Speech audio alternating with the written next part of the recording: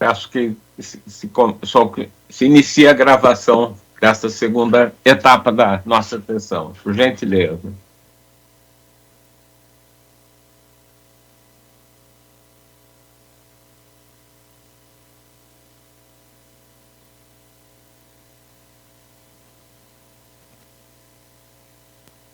Pois não, doutor João. O primeiro caso de destaque é de relatoria do doutor Ponte, é o número MP 430713003741/2022, dígito 5, número C 290001-0120548.2022, dígito 35, da Promotoria de Justiça de Campinas.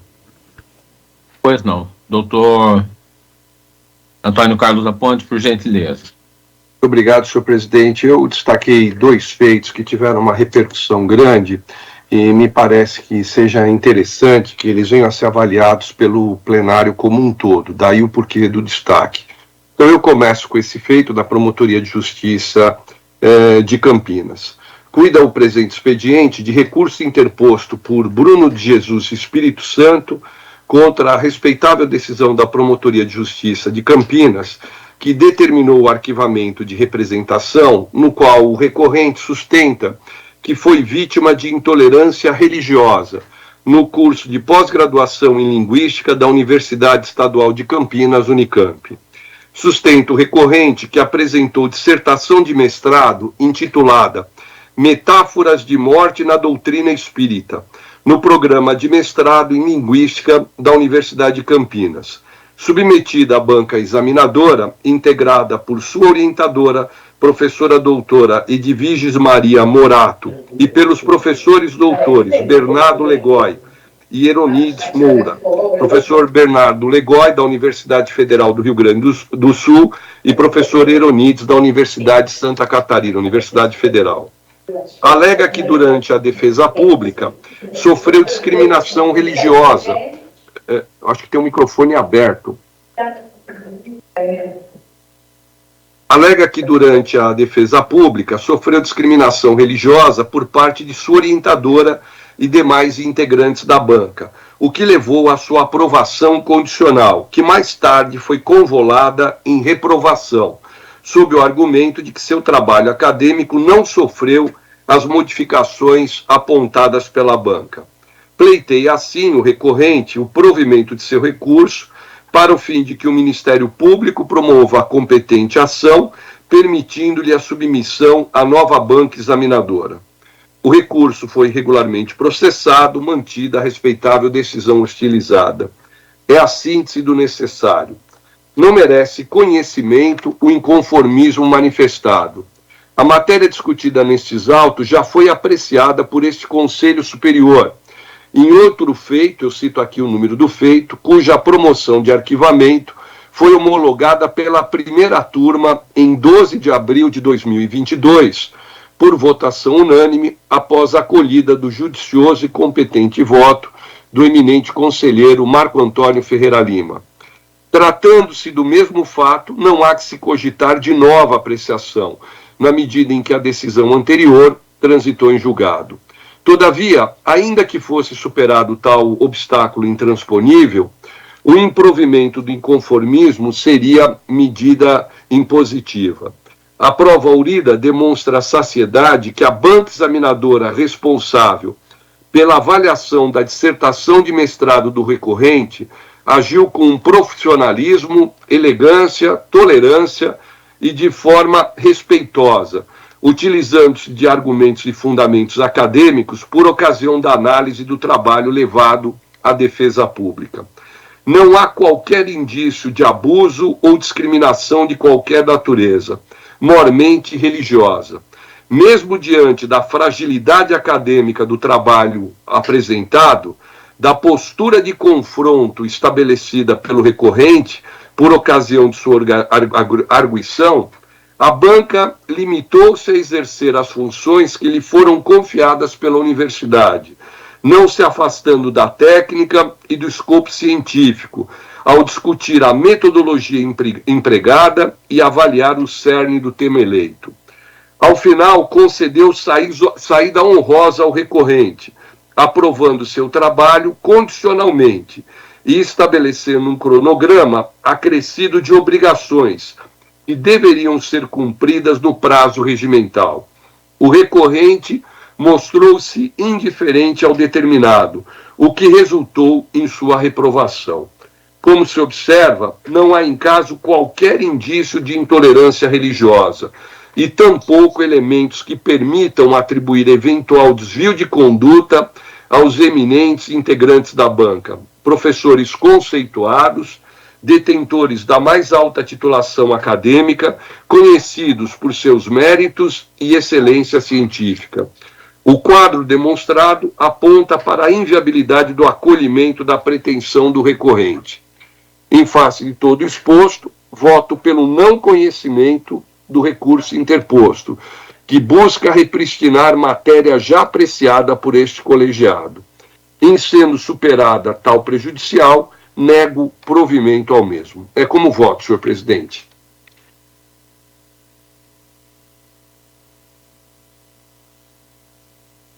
Som, doutor João. Sem som. Perdão novamente.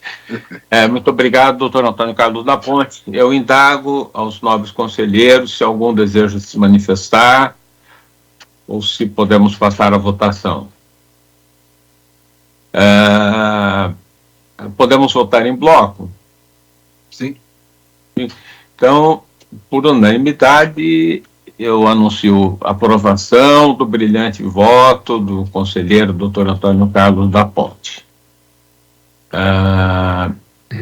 Doutora Tatiana, o próximo seria qual? Do doutor Ponte mesmo? Sim, também é do doutor Ponte. O número MP é o 43-0715-000-2771/2022, dígito 6.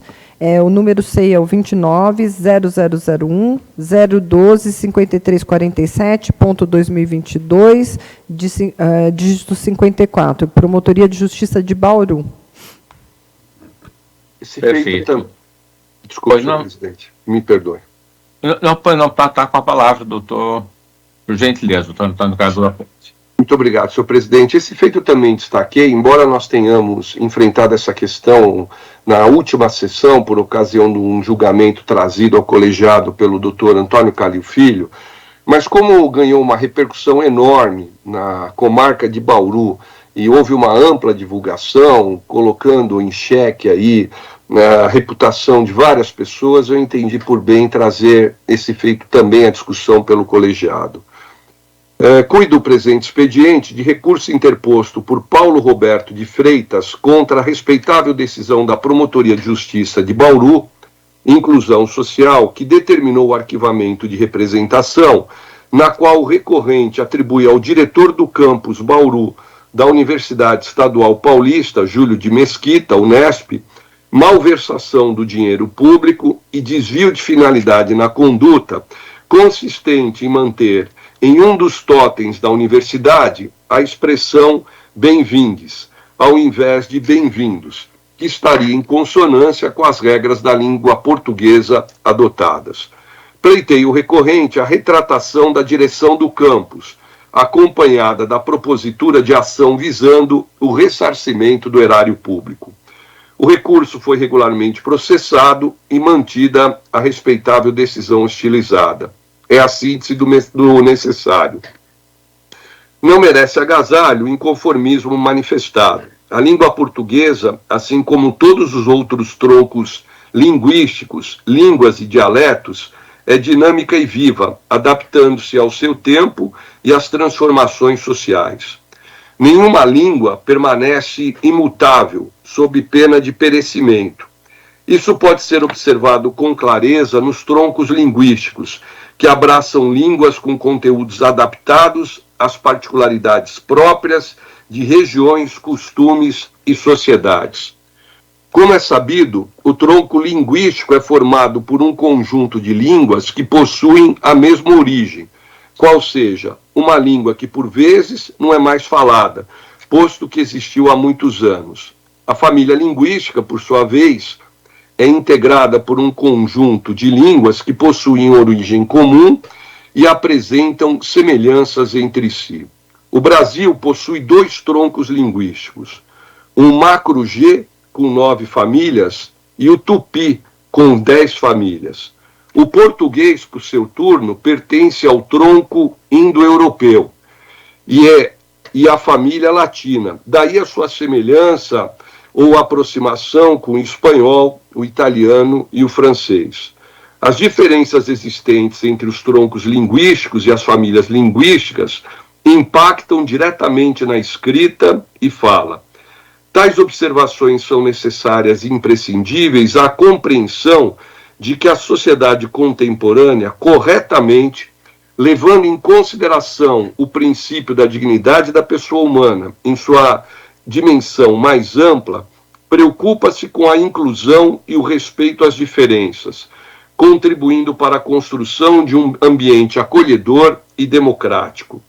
A expressão bem-vindes, embora não adotada formalmente pela língua culta, demonstra preocupação com a inclusão, que pressupõe gênero e não sexo.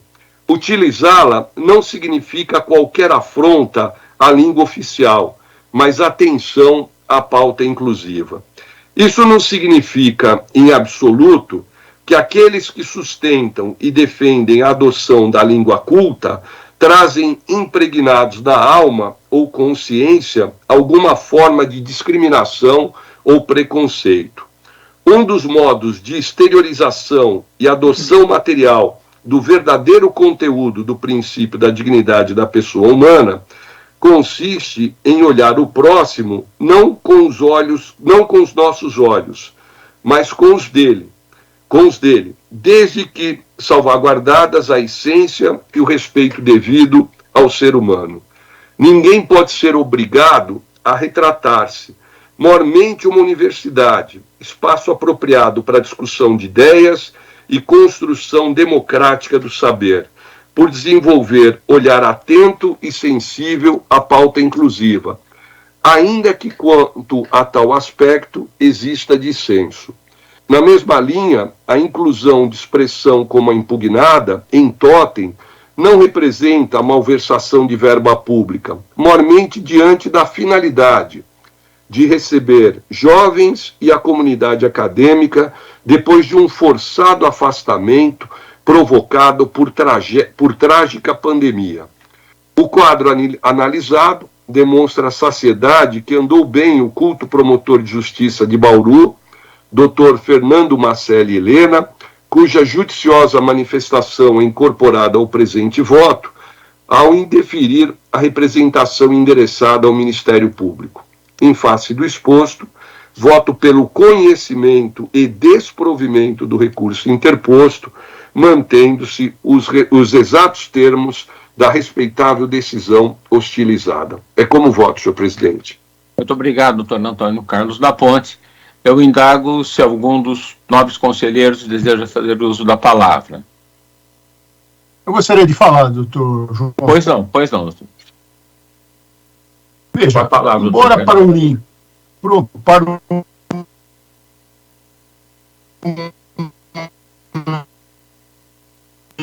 Calil, está travando a sua acho que a abordagem fala. que foi feita está corretíssima.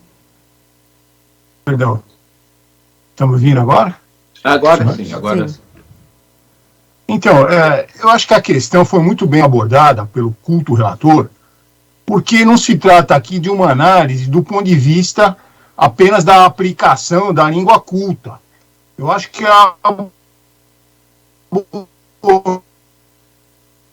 abordagem feita e da autonomia da universidade. Então, concordo integralmente, correto, e já antecipo o meu voto no mesmo sentido do relator. Muito obrigado, doutor Calil. Eu gostaria de também fazer algumas considerações, dizendo que, e parabenizando o ilustre relator, doutor Antônio Carlos da Ponte, pelo excelente voto, que bem examinou e com bastante propriedade, revelando uma cultura bastante significativa e elogiável. E o que eu gostaria de dizer é o seguinte: pode-se discordar do uso por exemplo, dessa palavra que foi inserida no totem da universidade, mas é preciso que se respeite, é preciso que a individualidade das pessoas, é preciso que se aceite, gostando ou não, aprovando ou não, o uso dessa e de outras palavras, não é?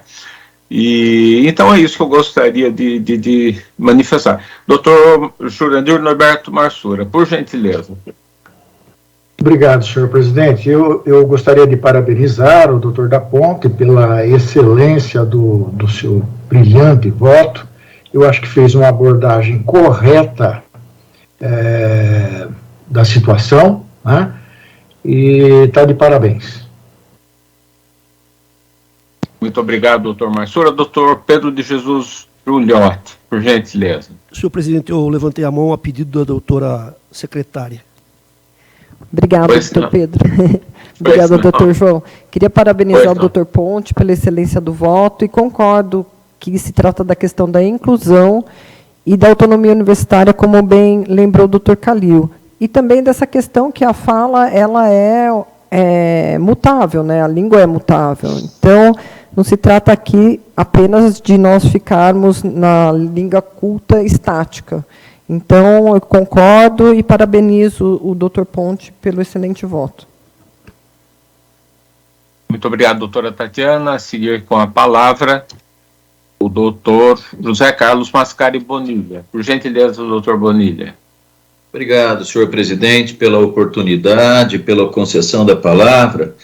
Eu utilizo esse tempo apenas para deixar registrado aqui os meus cumprimentos ao belíssimo voto apresentado pelo conselheiro Antônio Carlos da Ponte, que com muita lucidez enfrentou um tema hoje bastante sensível, até certo ponto desafiador, que gera opiniões muitas vezes conflitantes entre si, e a sabedoria do nosso estimado amigo conselheiro Antônio Carlos da Ponte o orientou à confecção de um belíssimo voto. Eu apenas uso esse tempo para deixar consignados os meus cumprimentos. Muito obrigado, doutor Bonilha. Doutor Pedro de Jesus Giuliotti, está com a mão. Vossa Excelência deseja fazer uso da palavra? Eu também gostaria de cumprimentar, aderir e cumprimentar o excelente voto do conselheiro da Ponte. Muito obrigado, doutor Giuliotti. Então, por unanimidade, foi aprovado o excelente voto do conselheiro Antônio Carlos da Ponte.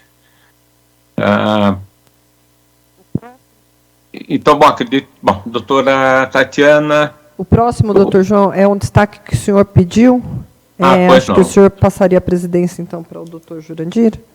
Perfeito. Então, transmito a presidência ao nobre conselheiro, doutor Jurandir Norberto Marsura. É o número MP 38 0222 0000092/2022, dígito 0. Número C é o 29 0001 0081 299.2022, dígito 33, da Promotoria de Justiça de Caconde, relatoria do Dr. João Machado. Pois não. Então, com a palavra, o eminente relator para proferir o seu voto. Muito obrigado, doutor Jurandir Marsura. O voto é o seguinte. Jailson Silva apresentou notícia de fato dirigida ao doutor promotor de justiça de Caconde, questionando a legalidade da lei do município de Caconde, lei municipal número 2839 de 2022. A inicial contém abaixo-assinado de moradores do referido município, no qual solicitaram, aspas, que nos represente em ação civil pública ou ação popular, conforme seu entendimento, frente ao direito que nos foi violado pela mencionada lei, fecha aspas. Sustentou que foram desafetadas áreas públicas definidas como sistema de lazer. Aduziu que o mencionado município não possui plano diretor, apesar de sua obrigatoriedade. O doutor promotor de justiça promoveu o arquivamento da notícia de fato. Não se conformando, o noticiante interpôs recurso. Em suas razões, pleiteia a reconsideração da, aspas, promoção de arquivamento do pedido de instauração de ação civil pública frente à ilegalidade da lei municipal, o arquivamento número tal, reafirmando, por argumento da ilegalidade, a não observância da Lei Federal de Parcelamento do Solo quanto à obrigatoriedade de um plano diretor que dê fundamentos e limites técnicos jurídicos sobre as leis que venham a tratar na mudança ou desenvolvimento do espaço urbano. Fecha aspas. Aduz, abre aspas, há que se reconhecer a ilegalidade da lei tempestivamente, dado que outro instrumento obrigatoriamente precede a sua existência, ressaltando-se sobre o plano diretor ser o instrumento que dará oportunidade para manifestação popular, audiências públicas obrigatórias quanto ao desejado parcelamento do solo e normas do espaço urbano, fecha aspas. O representante do Ministério Público opinou pelo não conhecimento do recurso por intempestividade e, no mérito, manteve o arquivamento. É o relatório. Preliminarmente, entendo que assiste razão ao ilustre promotor de justiça quando aponta a intempestividade do recurso. Com efeito, dispõe o artigo 14 da Resolução número 1342 de 2021 do Colégio de Procuradores de Justiça. Artigo 14. No caso de arquivamento, o noticiante será cientificado da decisão, preferencialmente por correio eletrônico, cabendo recurso no prazo de 10 dias. Parágrafo 1º. A cientificação é facultativa no caso da notícia de fato ter sido encaminhada ao Ministério Público em face de dever de ofício. Parágrafo 2º. O recurso será protocolado, sublinhei, na secretaria do órgão que a arquivou e juntado à notícia de fato, que deverá ser remetida no prazo de 3 dias ao Conselho Superior do Ministério Público para apreciação, caso não haja reconsideração, fecha aspas. O teor da mencionada resolução parece bastante claro ao considerar a imperiosidade de ser protocolado o inconformismo. Quando possível, o uso de correio eletrônico faz expressa menção. Aspas, no caso de arquivamento, o noticiante será cientificado da decisão, preferencialmente por correio eletrônico. Assim sendo, o recurso não deve ser conhecido. No entanto, caso se aprecie o mérito, a pretensão recursal deverá ser acolhida. Prevê a Lei Municipal 2039 do município de Caconde. Dispõe sobre a desafetação dos sistemas de lazer 1 e 2 do loteamento Jardim Santa Lúcia, 1 do loteamento Jardim Alvorada, 2 do loteamento Jardim Bela Estância e 3 do loteamento Nova Estância e da outras providências. Artigo 1º. Ficam desafetados de sua finalidade original de sistema de lazer, deixando a condição de bens de uso comum do povo e passando a condição de bens dominicais, os imóveis de propriedade do município de Caconde, constantes das matrículas tal, registrados perante o cartório do registro de imóveis da comarca de Caconde, localizados nesta cidade e comarca de Caconde. Artigo 4º, esta lei entra em vigor na data de sua publicação.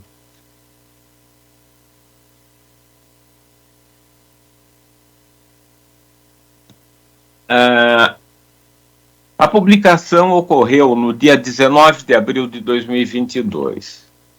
Quanto ao inciso 7º do artigo 180 da Constituição do Estado de São Paulo, foi declarada sua inconstitucionalidade pelo Supremo Tribunal Federal. Entendo que o plano diretor deve pré-existir à lei que cuida do desafetamento de áreas institucionais. O ilustre promotor de justiça consignou em despacho, aspas, tendo o egrégio Supremo Tribunal Federal declarado inconstitucional o artigo 180, inciso 7º, parágrafo 1º a 4º da Constituição do Estado de São Paulo, não está o município proibido de desafetar áreas institucionais. ADI 6602. Fecha aspas. Inexiste proibição das TARTs para desafetação de áreas institucionais. Todavia, reza o artigo 181 caput da Carta Magna Estadual em pleno vigor, aspas, artigo 181. Lei municipal estabelecerá, em conformidade com as diretrizes do plano diretor, sublinhei, normas sobre zoneamento, loteamento, parcelamento, uso e ocupação do solo, índices urbanísticos, proteção ambiental e demais limitações administrativas pertinentes. Fecha aspas. Portanto, parece-me claro que sem a vigência de um plano diretor pré-existente, o município não poderá proceder à desafetação. Lei municipal posterior é que deverá estabelecer as normas pertinentes, aspas, em conformidade com as diretrizes do plano diretor, fecha aspas. Registre-se que o dedicado representante do Ministério Público de primeira instância, em 14 de maio de 2022, adotou iniciativa no sentido de obter informação acerca da tramitação de, aspas, projeto de lei do plano de diretor do município, à vista do que dispõe a Lei 10.247 de 2001, artigo 41, incisos 4 e 5.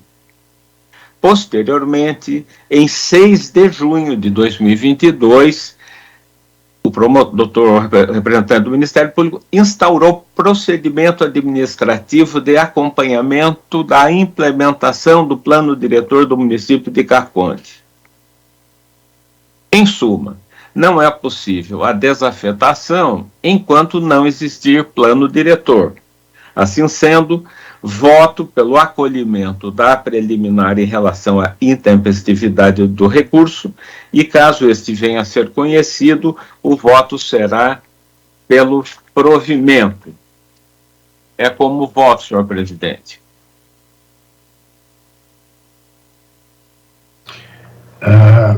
Bom, então, o senhor está votando pelo provimento do recurso, é isso, doutor? No mérito, pelo provimento. Mas pela preliminar, o senhor acolhe a preliminar do colega, né?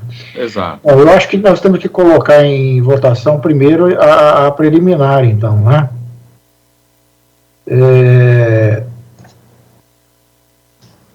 Então, todos estão de acordo em acolher a preliminar? Podemos votar... Sim. Ou seria o caso de votar nominalmente? Eu acredito que dá para votar em grupo. Ninguém é contrário ao acolhimento da preliminar? Acho que o doutor Ponte pediu a palavra. Eu só queria fazer uma ponderação. Queria, antes de mais nada, cumprimentar o doutor João pelo substancioso voto, pelo competente voto. Mas, como no mérito, Sua Excelência está votando pelo provimento do recurso, não é? Então, gostaria de ponderar se não seria razoável nós, nesse caso, superarmos a preliminar e darmos provimento ao recurso. Eu só queria ponderar isso, porque me parece que os fundamentos que foram trazidos pelo Dr. João são fundamentos muito consistentes. Não é? Talvez fosse interessante, dentro desse contexto, na verdade, superar a preliminar, sob o argumento, eventualmente, que ela se confunde com o próprio mérito, e no mérito dar provimento ao recurso. Mas eu submeto isso, evidentemente, à condução do Dr. João, que acho que teve condições aí de avaliar com muita ponderação, e já coloco desde já que o meu posicionamento vai ser no sentido de acompanhar o eminente relator, independentemente do caminho que ele entenda por bem trilhar. Perfeito. Eu acho que agora, com a palavra, o doutor Saad. Obrigado, senhor presidente. Realmente, no mérito, um voto muito bem fundamentado, de parabéns, doutor João Machado. Em outras oportunidades, eu procedi exatamente dessa forma colocada pelo conselheiro da Ponte. Diante da relevância da matéria, embora intempestivo o recurso, eu afastei a preliminar e acolhi pelo mérito, não é? E, inclusive, nós votamos nesse sentido, em alguns casos em que eu apresentei o voto dessa forma. Então, eu acho também importante não nos fixarmos apenas nessa questão formal, ela não obedece à mesma formalidade dos processos judiciais, nós estamos aqui administrativamente, e o interesse público pode e deve se sobrepor. Então, eu afastaria a preliminar de intempestividade e, no mérito, votaria com o eminente relator, doutor João Machado. Perfeito. Doutor Marco Antônio? Senhor presidente, uma única ponderação, acho que o doutor Ponte bem colocou, acho que seria a melhor proposta, seria interpretar ou votar no sentido de que a preliminar se confunde com o mérito, e, por consequência, julgarmos o mérito, porque a partir do momento que nós afastemos a preliminar, nós estamos afastando uma questão de ordem objetiva, que é a intempestividade. Então, ficaria, acho que de uma forma intermediária, como o doutor da Ponte propôs, no sentido de que a preliminar se confunde com o mérito e julgarmos o mérito por conta daquilo que está apresentado, diante da relevância da matéria, diante da relevância da questão, até para evitar uma posterior judicialização, uma posterior rediscussão em relação a essa matéria. Eu entenderia como entendeu o doutor da Ponte. Acho que seria bem razoável que votasse dessa forma, senhor presidente. Perfeito. E com relação ao mérito, estamos todos de acordo em dar provimento. Sim. Então, podemos dizer que, com relação à preliminar, a maioria entendeu que ela se confunde com o mérito, e no mérito acompanhamos o excelente voto do relator. Eu só queria também observar, no sentido do que os colegas colocaram, que tanto é relevante a matéria que o próprio promotor de justiça reconheceu do interesse de fazer um acompanhamento da lei, do plano diretor. Daí porque dá importância também, no sentido que o doutor João colocou, de dar provimento ao recurso, né? Então, acho que isso é importante destacar também. E parabenizar o doutor João pelo excelente voto. Bem observado. Perfeito. Então, acho que podemos decidir dessa maneira, né? Sim. Ok. Eu devolvo, então, a presidência para o doutor João Machado. Eu só teria uma... Me perdoe talvez a falta do timing adequado para minha intervenção, mas me ocorreu agora. O Estatuto da Cidade exige que o plano diretor seja obrigatório para municípios com mais de 20 mil habitantes, né? Ele se torna obrigatório a partir disso. Nós estamos falando de CACONDE, não é isso? Eu também aqui apenas trago uma dúvida que pode ser eliminada com facilidade. Primeiro, se CACONDE de fato tem uma quantidade populacional superior a isso para tornar obrigatório. Mas, claro, também, mesmo não sendo obrigatório, nada impede que o município inferior a 20 mil habitantes tenha o seu próprio plano diretor. Portanto, há aí uma pequena observação que eu faço, que poderia, já que está condicionado a futuro plano diretor, né, e aí as leis municipais de desafetação estarem condicionadas ao plano diretor, talvez se estivermos tratando de um município com quantidade inferior, talvez ele não venha a ter, e essa condicionante não acontecerá. Faço apenas essa observação, claro, deixando muito evidência aqui, em 2020 ele tinha 19 mil habitantes, isso em dados de 2020. O último censo? Eu acabei de verificar agora exatamente isso. Então, acredito que atualmente tem, é provável que tenha. Doutor Bonilha e ministro, gostaria de voltar a fazer uso da palavra. Perdão. Obrigado, senhor presidente. No Bojo dos Altos, eu encontrei alguma referência, agora não posso afirmar com segurança, e que foi ventilada a questão dos 20 mil habitantes, não é, que seria a população, o limite mínimo para que fosse imprescindível o plano diretor, mas me parece que houve alguma alteração legislativa tornando essa questão irrelevante. Eu, sinceramente, se houver interesse em alguém pedir vista do recurso, mas me parece que alguma coisa que eu, sinceramente, eu não posso assegurar com absoluta certeza, mas que houve alguma alteração. É possível. A informação que eu tenho é que permanece esse patamar de 20 mil como condição para obrigatoriamente o município ter o seu plano diretor. Nada impedindo que o município com 3 mil, 5 mil tenha também. O plano só se torna obrigatório para municípios com mais de 20 mil. Eu só fiz essa ponderação mais preocupado com a rigidez da nossa decisão aqui, para que ela enfrente, não é, com segurança qualquer eventual ataque futuro, para que não condicionemos a algo que não acontecerá. Mas eu acho que podemos passar por isso daí, acho que não haverá nenhum entrave para a concordância ao voto apresentado por Vossa Excelência. Eu apenas fiz essa ponderação mais para compartilhar com uma preocupação do que qualquer outra coisa. Não, eu agradeço, doutor Bonilha, e realmente eu me lembro, Vossa Excelência me fez lembrar dessa questão dos 20 mil habitantes como limite mínimo, mas como eu disse, não posso assegurar com certeza se realmente houve ou não.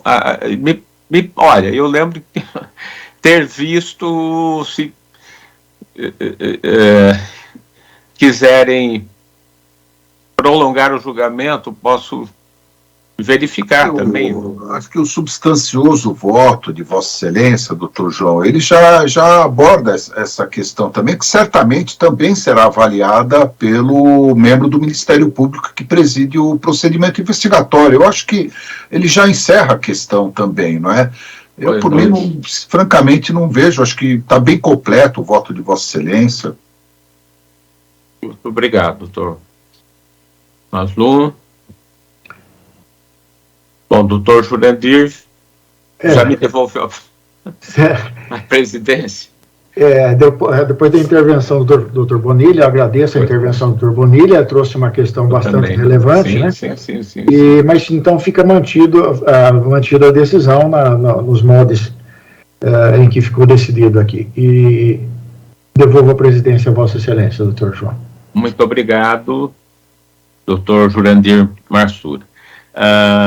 Doutora Tatiana, agora teremos o destaque do doutor Giuliotti, o número MP é 430695 0000-193/2022, dígito 7, número CEI 290001 014 7522 2022, dígito 13, Promotoria de Justiça de Patrimônio Público e Social. Relator, doutor Giuliotti.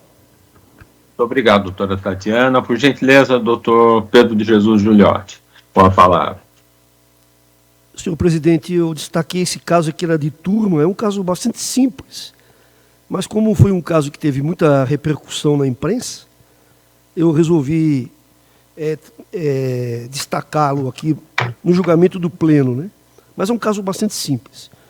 É notícia de fato relatando a elaboração de defesa prévia do deputado estadual Arthur Duval por Paulo Henrique Franco Bueno, chefe de gabinete do vereador municipal Rubinho Nunes, em processo administrativo que apura quebra do decoro parlamentar em curso no Conselho de Ética da Assembleia Legislativa do Estado de São Paulo.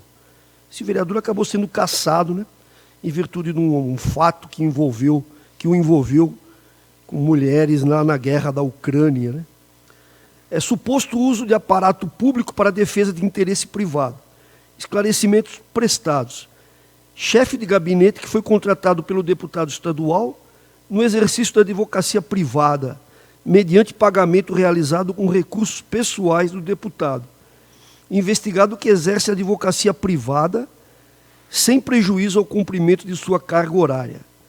cargo cuja atribuição não leva às incompatibilidades previstas nos artigos 28 e 29 do Estatuto da Ordem dos Advogados do Brasil, mas apenas ao impedimento previsto no artigo 30, inciso 1, do aludido diploma legal, que se restringe a atuação em desfavor da Fazenda Pública. A ausência de provas de que o investigado atuou contra os interesses do município. Insuficiência de elementos de improbidade administrativa. Promoção de arquivamento mantida, observando-se que o surgimento de novas provas poderá levar à reabertura da investigação. Homologação é assim que eu voto, senhor presidente. Muito obrigado, doutor Giuliotti. Eu indago se algum dos nobres conselheiros deseja fazer uso da palavra. Não havendo, acredito que possamos votar em bloco. Alguém se opõe? Podemos votar em bloco? Sim. Então, por unanimidade, foi aprovado o brilhante voto do nobre conselheiro doutor Pedro de Jesus Giuliotti. Muito obrigado, doutor Pedro. Doutora Tatiana, o próximo processo... O próximo destaque foi pedido pelo doutor Calil, é um voto vista, que o doutor Giuliotti já tinha votado pelo provimento do recurso para o entrancamento do inquérito civil, é o número C290001 022204.2021, dígito 38.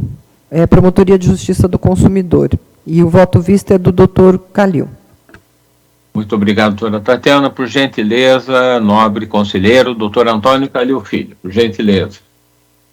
Obrigado. Na verdade, é um recurso contra a instauração de inquérito civil. O representante é Carlos Eduardo Fonseca e o recorrente é a Prevent Senior Private Operadora de Saúde Limitada. Aqui, basicamente, a situação era um pedido de providência em relação ao não fornecimento de um documento que integraria um prontuário médico de uma paciente que faleceu em atendimento num dos hospitais da Prevent Senior. Então, foi requerida a instauração do inquérito civil e, contra isso, se insurge a Prevent Senior. Eu vou pedir licença para ler o voto, curto.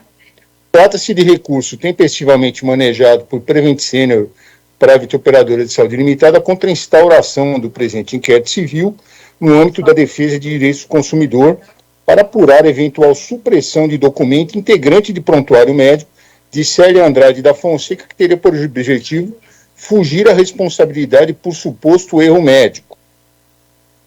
Afirma a recorrente que se trata de situação